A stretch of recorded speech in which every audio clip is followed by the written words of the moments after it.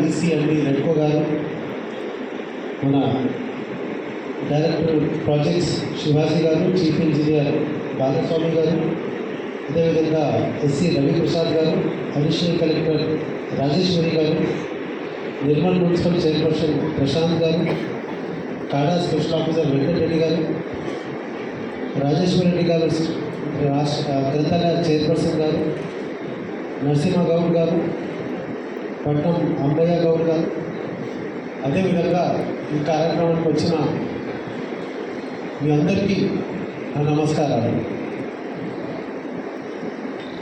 ఈ కార్యక్రమం గురించి మాట్లాడే ముందు మీ అందరికీ వచ్చిన ప్రశ్న అడుగుతారు. కరెంట్ లేకుండా ఒక్కరోజు మనం బతకగలుగుతామా? కరెంట్ లేకుండా ఒక్కరోజైనా మనం గడిపించగలుగుతామా? చేయలేము. మన జీవితం ఇప్పుడు మొత్తం కరెంట్ మీద ఆధారపడి అయిపోయింది. ఎంతమంది జేబులో మొబైల్ ఫోన్ ఉంది? అందరి జేబులో. ప్రతిరోజు దాన్ని ఛార్జ్ చేసుకోవాలంటే కరెంట్ కావాలి. మనం వ్యవసాయం చేయాలంటే కరెంటు కావాలి. ఇంట్లో ఉండాలంటే కరెంటు కావాలి. రాబోయే రోజుల్లో మన పెట్రోల్ డీజిల్ బండ్లు కూడా అన్నీ కరెంట్ మీదనే నడుస్తాయి. సో ఆల్రెడీ ఎలక్ట్రిసిటీ మనకు మన జీవనంలో ఆక్సిజన్ ఎంత ఉపయోగమో, ఆక్సిజన్ తర్వాత ఏమైనా లేనిది మనం బతకలేమంటే అది ఈరోజు కరెంట్. అవునా కాదు? కానీ మనం ఇంకోటి ఆలోచించాలి. ఈ కరెంట్ ఎక్కడి నుంచి వస్తుంది? కరెంట్ ఎక్కడ తయారవుతుంది? కరెంట్ ఎక్కడ ఉత్పత్తి చేయడం జరుగుతుంది? ప్రస్తుతము మనం వాడే కరెంటులో 80% కరెంట్ బొగ్గుని కాల్చడంతో తయారవుతుంది. ఎక్కడి నుంచి వస్తుంది? బొగ్గు కాలుస్తే దాంతో వచ్చే హీట్తోని ఈ కరెంట్ తయారవుతుంది. కానీ ప్రతిరోజు మనం కరెంట్ మీద మనం మనం ఎంత డిపెండ్ అవుతామో అది పెరిగిపోతుంది. గత 100 సంవత్సరాల నుంచి తయారైన బొగ్గు గతమైపోతుంది. ఇంకా ఎన్ని సంవత్సరాలు మనం బొగ్గు మీద డిపెండ్ అవుతామో మనకు తెలియదు. అవసరం అయితే పెరుగుతున్నాయి, బొగ్గు ఏమో తగ్గుతుంది. అదేవిధంగా బొగ్గు కాలుస్తే మన ఎన్వైరన్మెంట్లో కాలుష్యం చాలా తయారవుతుంది. ఆ కాలుష్యంతో మనకు చాలా రోగాలు వస్తుంది. ఒక బొగ్గు ప్లాంట్ చుట్టుపక్కల ఉన్న వాళ్ళని చూస్తే వాళ్ళ లంగ్స్లో కానీ వాళ్ళ బాడీలో కానీ చాలా సమస్యలు ఉన్నాయి. అంటే ఇంకా బొగ్గు ప్లాంట్లు పెట్టుకుంటే ఈ సమస్యకి పరిష్కారం కాదు. ఒకవైపు కరెంట్ మీద మనం డిపెండెన్సీ అంటే మనం ఎక్కువ అవుతున్నాం. ఇంకోవైపు బొగ్గు నుంచి కరెంటు తయారు చేయలేము. సో ఇలాంటి నేపథ్యంలో మన రాష్ట్ర ప్రభుత్వం సౌర విద్యుత్తుని అంటే సోలార్ పవర్ని ప్రమోట్ చేయడానికి చాలా చర్యలు తీసుకున్నది. దాంట్లో భాగంగా ఆదర్శంగా కొన్ని గ్రామాల్లో కొన్ని ప్లేసెస్లో మనమే సోలార్ పవర్ ప్లాంట్స్ పెడితే బాగుంటుందనే ఉద్దేశంతో ఈరోజు ఈ కార్యక్రమం తీసుకోవడం జరిగింది. రాష్ట్రంలో మొదటిసారిగా మన ఆనరబుల్ సీఎం గారి సొంత ఊరు కొండారెడ్డిపల్లిని ఒక ఆదర్శంగా ప్రతి ఇంటి పైన సోలార్ పెట్టడం జరిగింది. ఆ సోలార్ పెట్టడం వల్ల ఆ గ్రామమే ఒక జనరేషన్ ప్లాంట్గా తయారైంది. అంటే ఆ గ్రామంలో ఉన్న ప్రతి ఇంటి నుంచి జనరేట్ అవుతున్న ఉత్పత్తి అవుతున్న కరెంటుని ఎలక్ట్రిసిటీ డిపార్ట్మెంట్ కొంటుంది. అంటే ఇన్ని రోజులు మీరందరూ కరెంట్ కన్జ్యూమ్ చేసే వాళ్ళుగా ఉన్నారు. కానీ ఈ సోలార్ పవర్ ప్లాంట్స్ మీ రూఫ్ టాప్ మీద పెట్టుకుంటే లేదా మీ పొలంలో పెట్టుకుంటే మీరే కరెంటు ఉత్పత్తి చేసే వాళ్ళుగా తయారవుతారు. అప్పుడు మీకు అవసరం ఉన్నంత వరకు విద్యుత్ మీరు వాడుకోవచ్చు. దాని తర్వాత ఎక్సెస్గా జనరేట్ అయిన విద్యుత్ని మా ఎలక్ట్రికల్ డిపార్ట్మెంట్ కొని దానికి ప్రతి యూనిట్ చొప్పున మీకు ప్రతి నెల ఆదాయం వచ్చేటట్టు కూడా ఈ స్కీమ్ని తయారు చేయడం జరిగింది.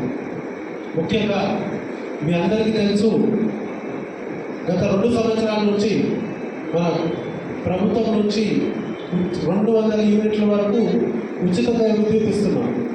అవునా కాదు? అందరికి వస్తుందా?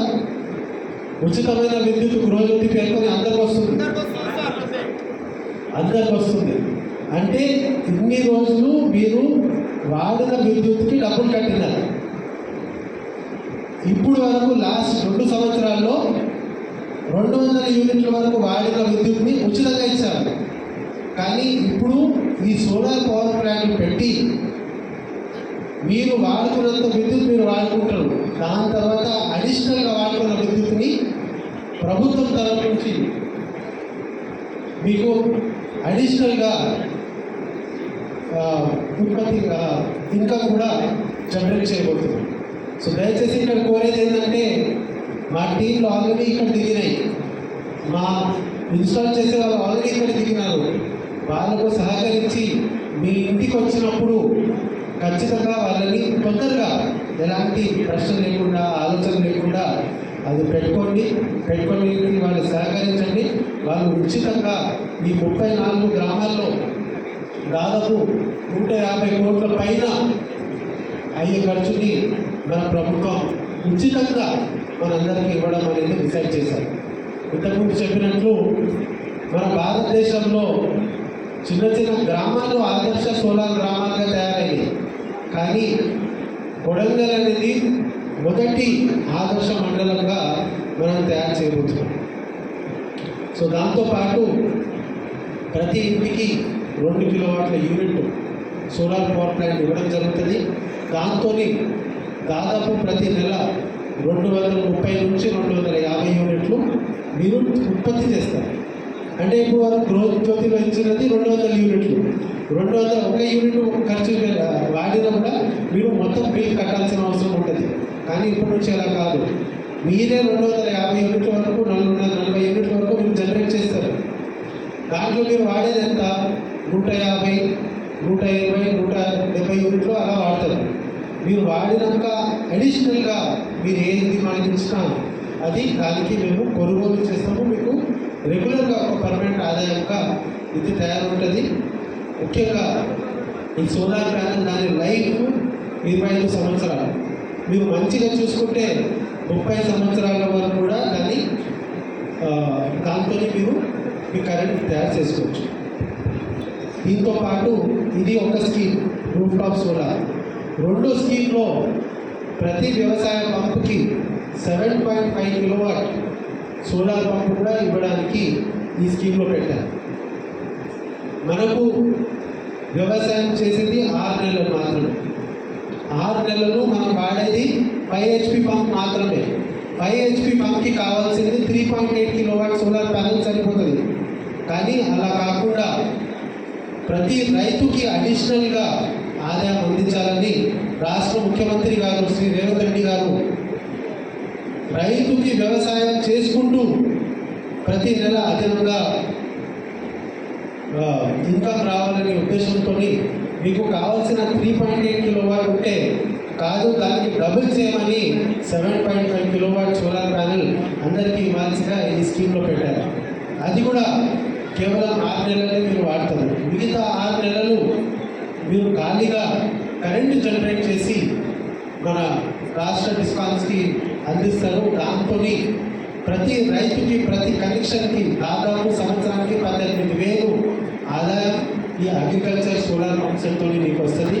అదేవిధంగా ప్రతి ఇంటికి కనీసం ఒక 4,000 రూపాయలు మీరు పైన సోలార్ పెట్టుకుంటే సంవత్సరానికి 4,000 రూపాయలు అంత అడిషనల్ మీ వాడకంతో పాటు అడిషనల్గా జనరేట్ చేసే విద్యుత్కి మీకు ప్రతి సంవత్సరం అంతా జనరేట్ చేసే ఈ స్కీమ్లో మేము ఇక్కడ ముందుకు రావడం జరిగింది. సో మీ అందరితో కోరేది ఏంటంటే, మీరు అనుకుంటే మన అందరు పెద్దవాళ్ళు అనుకుంటే రాబోయే 30 రోజుల్లో ఈ స్కీమ్ని మనం ఇంప్లిమెంట్ చేయగలం సార్. ఎగ్జాక్ట్ టైం లైన్స్ ఏ విధంగా మనం వెళ్తున్నామో రాబోయే 30 లేదా 40 రోజుల్లో ఈ స్కీమ్ పూర్తిగా ప్రతి గ్రామాల్లో అమలు చేద్దాం. నాకు మీ అవకాశం ఇచ్చిన పెద్దలందరికీ ధన్యవాదాలు తెలియజేస్తున్నాను.